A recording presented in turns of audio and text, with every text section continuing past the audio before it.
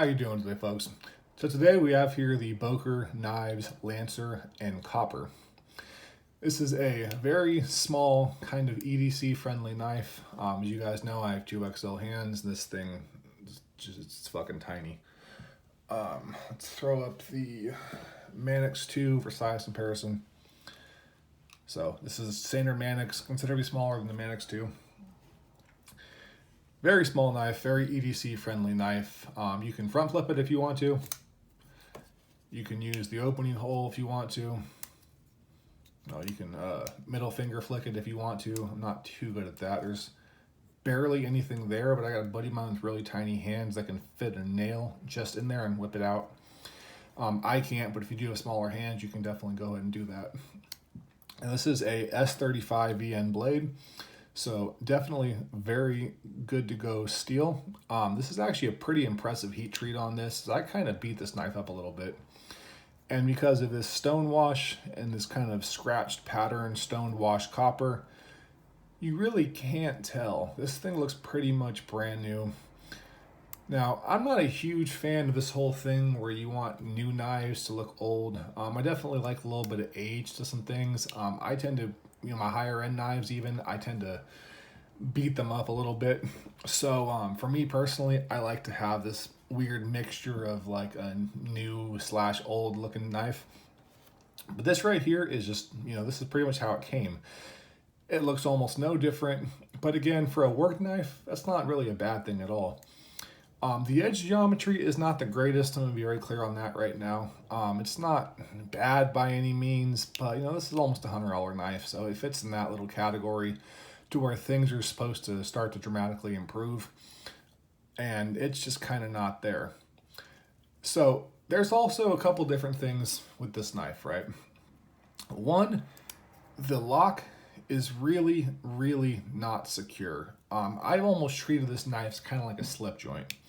Now, it definitely does lock, and it's not going to fail on you for no reason at all, but if you happen to hard use this knife literally at all, it can definitely fail. Especially if you're doing cuts like this. I remember I was going through it was like a pallet and trying to get some nails out, because again, it's a cheaper knife. I'm going to hard use the crap out of this thing. And dug into the actual wood, came disengaged, and I just happened to be holding it like this. So when it came disengaged, it just closed, and I didn't get cut or anything like that, but that was scary as hell. So I don't know if that's just what this one is, but that's definitely not really a good thing. On top of that, this is a weird lock, right? Because you can't really get in here to disengage. I mean, if you really force it, I guess you can. So what you're supposed to do is kind of have this big gap here and then press down. It makes an audible click because the tolerances are nowhere near good enough, and then it closes. Now again, it's not the most expensive knife in the world, but we're still talking about $100 here. This is also the BHQ exclusive version. They also have it in carbon fiber and a whole bunch of other different types of stuff. S35VN, VG10, it's the whole gambit, right? Now, as far as a fear-friendly knife, I can definitely see the appeal of this thing. As far as almost anything else, not really my cup of tea. It's very boxy. For me personally, I have the whole pinky off, and it's just not really ideal, but it's okay.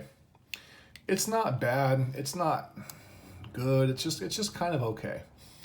Now, I want everybody to keep in mind that I tend to gravitate more towards more higher end pieces. For the channel, I'm actually going to be getting some lower end stuff because I don't know, it's a little more acquirable. And also I need to stop spending so much goddamn money, frankly. I can't afford to keep spending like $1,500 on a knife every couple of weeks. It's not maintainable at all. But as far as a budget knife goes, this is okay. Again, you want to treat it like kind of a slip joint. You want to make sure to kind of just have a little bit of respect for it. It does take a little bit of getting used to, but again, as far as unlocking it, just almost like a button lock, and just got to press that thing in and then slide it down. It's not the most fidget-friendly knife in the world, though you definitely can. A buddy of mine has one of these in carbon fiber that he added some jimping to right there, and it front flips beautifully. So if that appeals to you, that's fine. It's a very boxy kind of knife. So I'm not too sure how I feel about that. For my 2XL hands, the ergonomics are actually pretty poor. for a couple of friends of mine. They actually really, really enjoy it. So I think it's one of those things that's very much going to depend upon your hand size. So for me, my ergonomics on this would probably be about a 4. Now it's not, again, I rate things out of 100, so a 4 is going to be a 40, but it's not bad. For again, people with smaller hands, it'll be considerably higher than that. Now, as far as the blade, again, not the most slicey thing in the world. If you do like this whole stone wash, look at it as a very nice, even stone wash. It does have nice little bits of flat here. It's a decent little blade. There's no jimping to speak of, but for something like this, you kind of lock your hand in.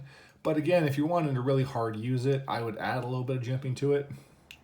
But that's also some aftermarket stuff that you shouldn't really have to do.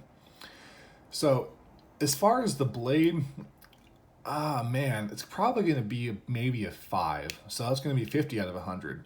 So as you can tell, we're not getting to the best of starts here.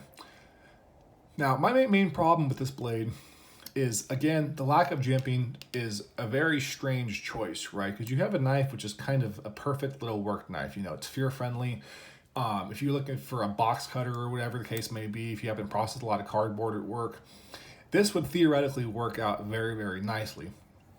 But because of the copper scales, which are a little bit slick, the titanium versions are also slick, the carbon fiber versions are also slick, all the scale options are actually pretty damn slick. The complete and utter lack of jimping on the actual blade, or any meaningful jimping on the knife itself at all, it's very, very slippery, dangerously so. Now, that's a problem. And finally, we're going to go to the pocket clip. This pocket clip is an interesting beast, right? Because it's a very small knife, but you have that much sticking out of your pocket at any one point in time. Now, I don't really mind so much the whole knife sticking out of your pocket. I have knives that have, this is where the pocket clip is at, and this is where the knife is at. So that doesn't really bother me so much. But as far as being such a small, kind of fear-friendly knife, concealable knife, everything else, it seems like a weird choice, right? And the copper scales, they add a little bit to it. If you happen to enjoy this whole copper thing, obviously I do, which is why I purchased it in the first place. They do add a little bit of aesthetic. The stone washing on the copper does make it for a very interesting look. The patina that's starting to form is very kind of spotty and kind of interesting. But again, it's kind of, you're basically trying to doll up shit. That's the best way I can put it. Someone takes a dump in your hallway, hopefully they don't. That's a terrible thing to think about. But rather than cleaning it up, you just spray some Febreze on it. Is it going to smell better? Sure. A little more bearable? Sure. But it doesn't really change the fact that the basic piece of it is flawed. If you want this as an EDC knife, most people who just EDC smaller knives tend to like that deep carry clip, which again, you can buy on secondary, but you shouldn't really have to. So this, it doesn't really make any sense. If you want to use this as a work knife, again, you will slide absolutely everywhere. It is a hell of a problem. Also, the grind is very, very wonky. So as far as an overall score on this knife is, I'm going to have to give this a 6 out of 10 or a 60. Now, the main reason why it even gets that high is just, I really, really like these copper scales. Again, that Febreze adds quite a bit to it. Doesn't change the fact that the body of it is not a good knife by any means, one that I can't really recommend. If you happen to enjoy the aesthetics of it and you're a collector, by all means, go for it. If you're trying to really, really use this thing, there are just so many better things out there. But this copper with the stone washing really is very, very nice. This whole patina up very, very nicely. This has been in my pocket and my hands for a couple of, decent amount of time now. And it is starting to show quite nicely. So again, we're gonna do a 6 out of 10 or a 60. And 10 of those points alone are just for the scales. So here is a Benchmade full-size Griptilian for your size comparison. As you can see, it's definitely a small knife. And that's gonna be it for today, folks. As always, I love you all very, very much. Thank you for your time, your likes, your subscribe, your support, your comments. They all mean the absolute world to me. I love you all very, very much. The channel continues to grow. We're at 339 subscribers. Last I checked, we were at 300 less than a week ago. So that's fantastic. I appreciate you all so very much. Thank you for your time, your likes, your support, your subscribe, your comments. They mean the absolute world to me. And again, if we keep on pushing to that 1,000 mark, I'll be giving away a full custom knife. And we ain't talking about no half-assed mid-tech. I mean like completely hand-done, incredible, absolute grail. So come on, folks. I want to give away something incredible. I ain't never seen anybody do anything like that on one of these channels. I've seen people with, 100,000 subscribers not do anything like that. So I really want to give back to you guys. I really want to show my love for you guys. So let's get there. As always, I love you all very, very much. Thank you for your time and take care. Bye.